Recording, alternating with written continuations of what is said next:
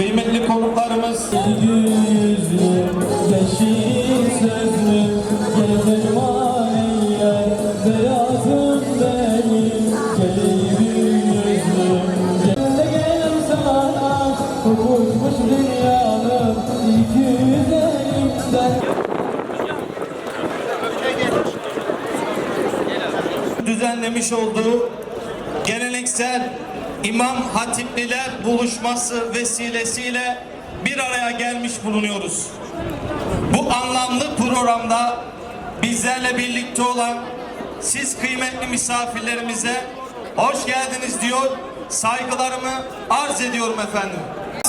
Ahdimize vefa ile, sözüne sadık olan, ahdine vefa gösteren, dinini yüceltmek ve diniyle yücelmek için mücadele eden herkese selam olsun.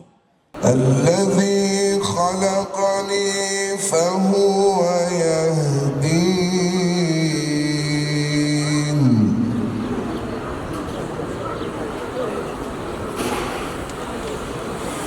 والذي هو يطعمني ويسقين.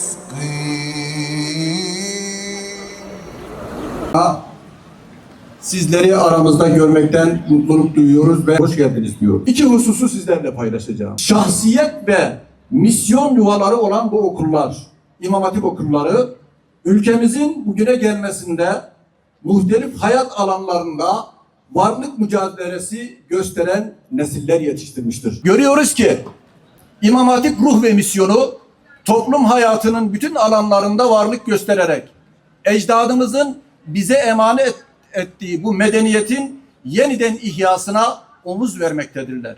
Bu sebeple bu ruh ve misyonu benimsemiş ve onu hayatının merkezine yerleştirmiş her bir kardeşimiz, yani sizler kendinizi sıradan insanlar olarak görmemelisiniz. Kendilerini emanetin omuzlarına yüklendiği seçilmişler ve vazifeliler olarak görmeler gerekmektedir. İşaret etmek istediğim ikinci hususa gelince, bu da en az birincisi kadar önem arz ediyor diye düşünüyorum.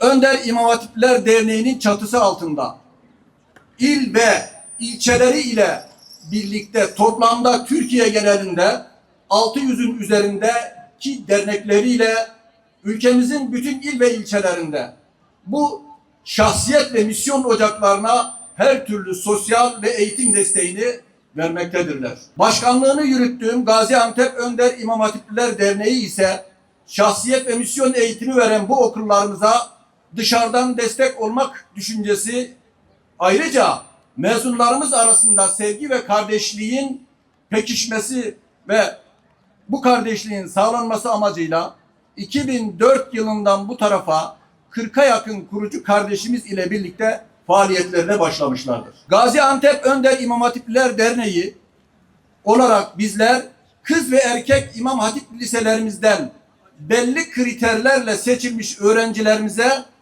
kız öğrencilerimiz için 3 yıllık bir proje olan Türkiye'nin önderleri, erkek öğrencilerimiz için ise 2 yıllık müfredatı olan İz Mektebi adlı bugün de bitirme sertifikalarını vereceğimiz eğitim programlarını uygulamaktadır. Bu programlar dernek merkezimizde, öğrenci yurtlarımızda, doğa kamplarında, gezi organizasyonları gibi çeşitli mekanlarda bu programlar uygulanmaktadır. Öğrencilerimiz bu programda akademik başarının yanında, yani mesleki başarının yanında şahsiyet gelişimi, liderlik becerileri ve medeniyet tasavvuru anlayışını kazanmaktadırlar. Bu faaliyetler kapsamında biz talebelerimize neler kazandırıyoruz? Kur'an-ı Kerim'i anlama çalışmaları, siyer-i nebi çalışmaları, biyografi okumaları, yapay zeka, yeni nesil teknolojilere yönelik açılımlar, münazara ve hitabet programları, geleneksel spor faaliyetleri, akademik başarıyı artırmak amaçlı etüt çalışmaları,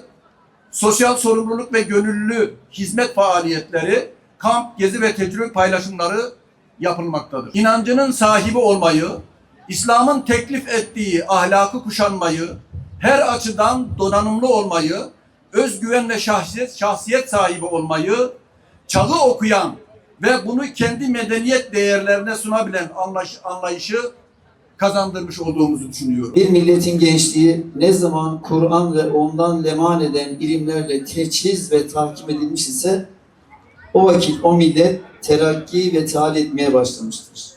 Yani biz Müslümanlar olarak dinimize ne zaman sarılmışsak o zaman yükselmişiz. Çünkü bizim dinimiz okumayı, 2 günü biri olmamayı, çalışmayı emrediyor. Onun için bu millet İmam Hatip okullarını kendisi yaptı. İmam Hatip okullarına kendisi sahip çıktı. İstedi ki evlatları hem dinini öğrensin hem de fen ilimlerini öğrensin. 2 kanatlı kuş olarak uçsun. Ama bunun önüne çeşitli engeller kondu. Katsayı zulmü, başörtüsü zulmü, bunlar hepsi yaşandı. Bana Allah nasip etmedi. Ben İmam Hatip'te okuyamadım. Ya Rabbi bizleri hidayetin, ahlakın en iyisine hidayet et ya Rabbi. Çünkü kullarını en iyi ahlaka, en iyi hidayete ancak sen hidayet edersin. Belalarından, musibetlerinden, küfür rejimlerinin şerlerinden özellikle ve haseten genç delikanlarımızı, gençlerimizi, masum genç kızlarımızı sen muhafaza eyle ya Rabbi.